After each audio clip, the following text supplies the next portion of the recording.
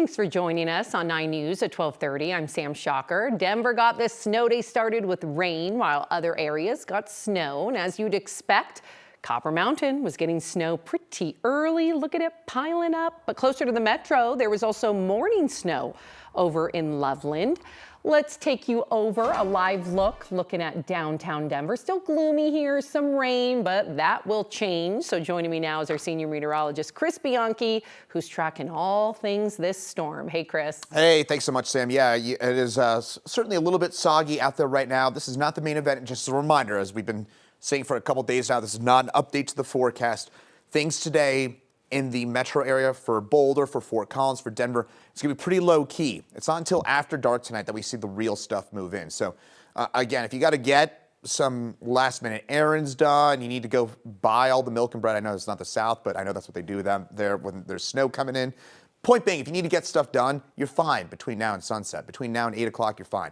It's not until tonight that we see that potential for that significant snow and broken branches, down trees, even down power lines, all possible. Freeze warning for Thursday morning as well. Winter storm warning for the entire Denver area. This is the first of the season, by the way. Fort Collins and Castle Rock, first winter storm warning of the season, and it is Frio de Mayo here, Cinco de Mayo, and we're talking about a winter storm warning here in the mountains as well as for the Denver metro area. Eastern Plains, a winter weather advisory. In Denver, we're calling for about 4 to 8 inches of snow, though there will be some localized higher amounts than that, especially west and north of Denver. Freeze warning for the Eastern Plains, and also seeing that into the parts of the mountains. Seeing here on the radar, some rain, snow. This is pretty low impact right now, but we will see this rain and snow continue to fill on in over the next few hours, including us right here in Denver, and that'll include the potential for a significant snow event. I'll show you how much snow you can expect and a full look at those snow totals and impacts, all that coming up in a few minutes. All right, Chris, thank you. We've been talking about this snowy forecast for days, but it's still May and people don't expect it, even if our state is known for these spring storms. 9 News reporter Rachel Krause talked with people in Wash Park. It's a beautiful spring day in Wash Park. But Mother Nature is about to leave a May dump in the Front Range. Not everyone's ready. I haven't heard. I have. I read it on my telephone. I've been hearing the rumblings, yeah. Did you guys hear about the snowstorm we're having? Why'd you come back north so soon? No comment? People in town are having very different reactions to this Cinco de snowstorm. I'm going to Red Rocks tomorrow, and I'm like, ugh. I love it when it snows. Yeah, I tell me it's romantic. Hope there's not a lot of branches come down. I hope our plants survive it. I guess I'm calling out of work. Yeah, same. I actually had all my coats like in my office and in my car like kind of staggered, and now I feel like I leave for the day and I'm like I need to walk back, go into my car and pull these things out of my trunk because I was wearing a tank top 2 days ago. Yeah. From 75 Monday to snow Tuesday. I hope it doesn't come now. I have the wrong coat on.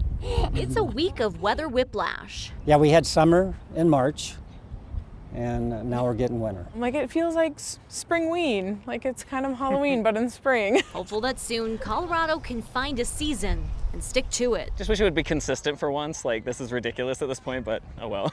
Yeah. When we aren't in a newscast, don't forget to go to our weather page and check out our forecast tools for yourself, including the current radar. Denver police shared the body camera video of a deadly shooting involving officers last month, as well as a more detailed account of what led to a man's death. On April 25th, officers shot and killed 37-year-old Jordan Miller after responding to an apartment complex on East Quincy Avenue near I-25.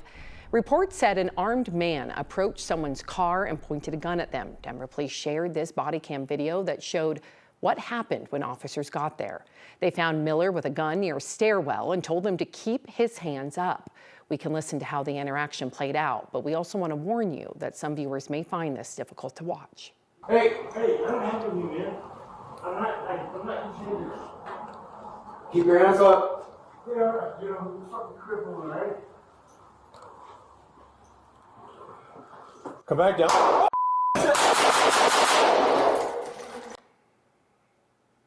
The officer fired 6 times, hitting Miller. They gave him medical aid, but he later died at the hospital. None of the officers were hurt in the incident. Miller's family released a statement saying they are grateful there weren't any other injuries, but are heartbroken that his struggle with addiction ended in tragedy. The city of Denver and state of Colorado will not be repealing their gun laws despite threats from the Department of Justice. Late last month, the Fed sent a letter to state leaders demanding they immediately stop enforcing a law that bans the sale, transfer, or possession of large capacity magazines, or they will sue. And we learned this morning that they are in fact suing. The letter to Denver targets the city's ordinance prohibiting the possession of assault-style weapons. That's been in effect since 1989. When our president attacks policies like Denver's assault weapons ban, he isn't just challenging a law, he's challenging our right to decide what keeps our neighborhoods safe. The DOJ claims the laws violate the Second Amendment. Reps for the city and state say they'll defend the gun restrictions. Governor Polis will now decide whether to approve 2 bills aimed at easing Colorado's overcrowded prison system. State prisons were nearly full in January, holding about 18,000 inmates with just a 3% vacancy rate. One of the bills lawmakers passed gives the state board of parole, not just the governor, the power to grant early release to some young offenders as long as they complete a rehabilitation program. The other changes how inmates earn time off their sentences, which could lead to earlier releases for some.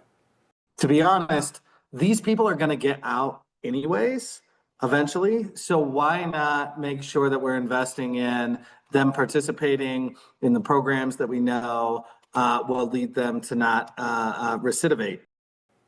And State Representative Javier Mabry, who you just heard from, co-sponsored the bill, but warns the measures are only a partial fix.